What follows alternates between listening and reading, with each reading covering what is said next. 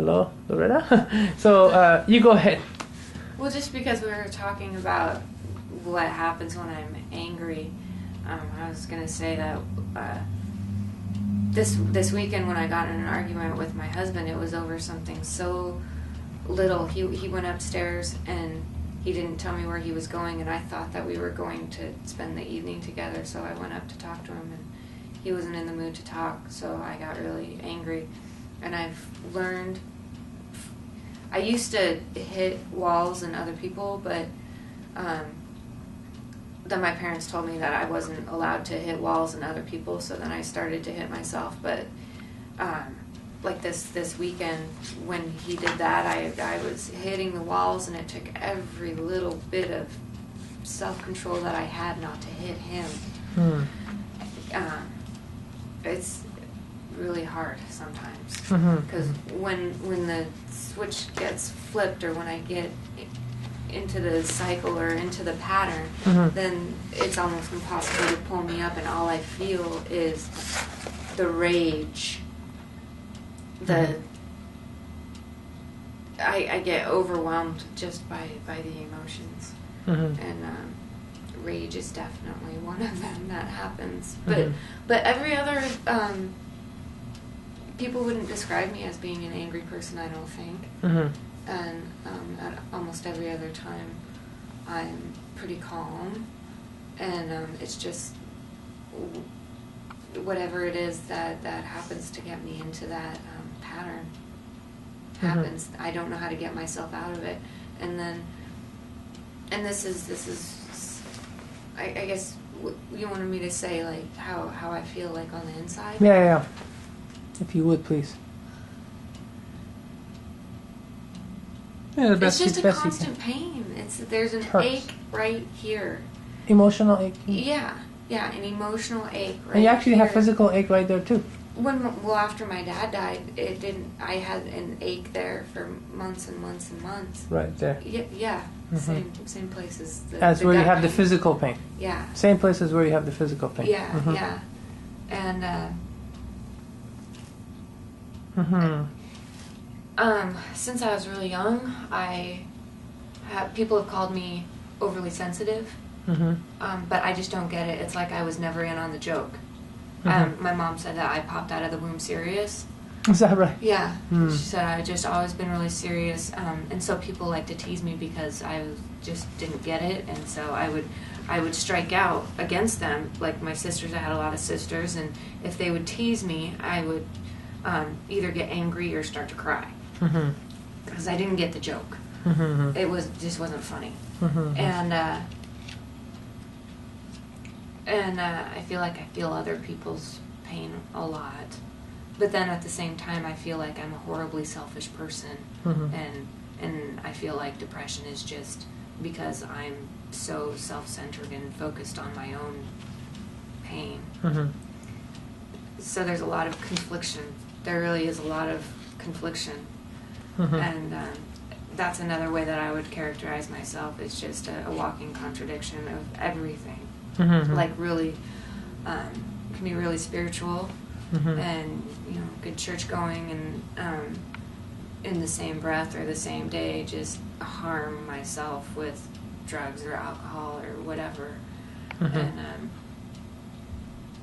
I can also be like a really productive person, a really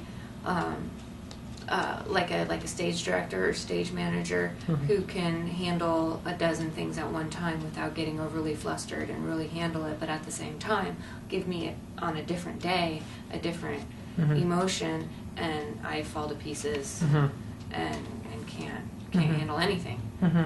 And I've just battled depression since a really long time. And it got really bad when I was about 18. And you tried antidepressants before? Yeah. Did they help at all? At first, they just kind of make me feel numb and not ache so bad. Yeah. But then it goes away. It doesn't work anymore. Each one of them, like after a year. And so then I get off of them and go back downhill again, and then the doctors tell me that I need to be on them. But I've gotten to the point where I feel like they're lying to me, and it's the pharmaceutical companies that just want to keep me on because it's not an answer. And I won't go back on. That was something I kept saying this weekend. They wanted to. Yeah, recommend it. Yeah. I mean, you're yeah. Oh. So one more thing, a couple of things. You talked about fears. First time I met you talked about fears that things are going to end anyway. Everything was going to end anyway. Oh yeah. You feel like that a lot? I feel like that more than ever. More than ever. I think that the world.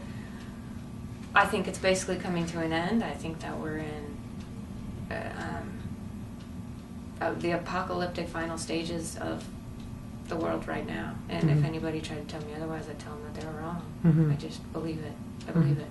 I believe, like 2014, you can look back at this tape if you're still here, and and we'll see if we're still here, because I don't think that there's much time, and it just seems like, and this is another, like, makes me so angry, like governments and the way that the world is and how they've just made us their slaves, and it just makes me really angry, and I just think that it's a sign of the times, and oh, it's really sad, isn't it?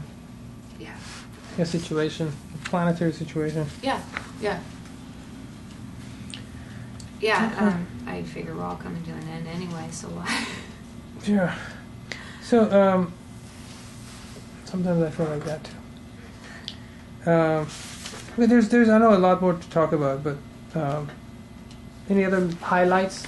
Yeah, just The bad fear of dreams. everything. You had like really terrible. You had horrible dreams. Yeah, last terrifying dreams, and smoking pot has just been my way to deal with it, and it has gotten me, or as far as I am, which is depressed but still alive, and I don't dream when I'm on them, but basically, yeah, it's an apocalyptic kind of dreams with demons and just a constant feeling of fighting the darkness. Okay, that's very stromonium. What about mirrors? I remember you saying you hate mirrors. I've always hated them. I'm really trying to work through that. When I'm depressed, I can't look anybody in the eye, much less look at myself. It's I've had an experience in mirrors that's terrifying. There have been probably 3 or 4 times in my life where I'm looking in the mirror and time stops and I kind of enter a vortex that I can't explain, where I don't know where I'm at. I feel like I'm not in this world anymore, and so I just have to bring it back and look away and just say I'm tell me my name and it's okay, and just go on with whatever I was doing before that happened. Don't like them, but I'm yeah. You talk about having chaos, a lot of chaos inside. I think that comes from the light and the dark always battling, so there's never any resolution. It's always I feel like my life is barely controlled chaos. So it's probably a reflection of what it's like on the inside, too. And then, I know there's a lot more to talk about. I know your time is limited and you need to leave. But the real quick question with the stromonium, I've given you stromonium 200C 3 times. And the first couple of times, you really benefited from it. Yeah. And the last time you just benefited from it for just a couple of days. It's based on your recollection. Like, yeah. But the first time you felt good for 3 days, and then the 4th day you didn't feel quite as good. Yeah, it was horrible. Yeah, on the 4th day you felt really bad. Yeah, because it was horrible, and my brain. Yeah. Yeah. But the first 3 days you felt really good. Yeah. And then the second time I gave it to you, like a couple of months later, I gave you your second dose, and you felt pretty good for at least a few weeks. Would you say? At least a few weeks, if not a month or. Yeah. And the last time, the third time, it helped you for 2 days, and then you were back to school. Well, and I remember the last time that I took it, that there was I felt really good immediately after. Yeah, within a second. It's like a lifting in this area, and it was really amazing. It's hard for me to remember what exactly happened after that, because I was kind of having the physical problems. Yeah, the third time. But I know, like like a month after, I was depressed again. Again, yeah. So we're gonna repeat stromonium again for the 4th time, and then I was gonna also recommend stromonium 12C, so you can have it with you, And when the 200C becomes it's no longer working, that's maybe I suppose maybe within a few weeks or hopefully longer, then you can start the 12C on a daily basis. I have a feeling that marijuana is actually partially antidoted, and that's why it wears off. Yeah. But we'll see. Okay. Yeah. Anything major to add, or is this good? No, I think that's good. I was just remembering about like the fear of water and putting having anything over my head. It's just please don't do that. Oh, putting you mean like putting my head underwater? Oh yeah, just cannot. I'm not a hat person either. You're not what? Not a hat person. You don't like hats. You mention it, but so putting your head underwater, you just cannot stand it. Oh, I hate it. Okay. Yeah. I think that's a stromonium thing too. Yeah. Anything else that you read in the book Stromonium that you thought it was amazing that it was that you had that and the book talked about it? Just the terror and that really a lot of like the anger and the outbursts come from just that terror. I had a just I don't know if it has much to do with it, but abandonment, and I had that experience of feeling like I was being abandoned by my mom when I was 4 years old. Mm-hmm. And that feeling just doesn't like go away. There's a lot of just terror, terror of being, I mean, not being alone. I like to be alone a lot of times, but of like the infinite aloneness. Mm-hmm. It's like the aloneness of my soul or whatever, dying and being alone or whatever it is. Mm-hmm. But a lot of fear. Okay. So we'll talk more, but I know you have to go. Yeah. So thank you so much, Loretta. Appreciate your time.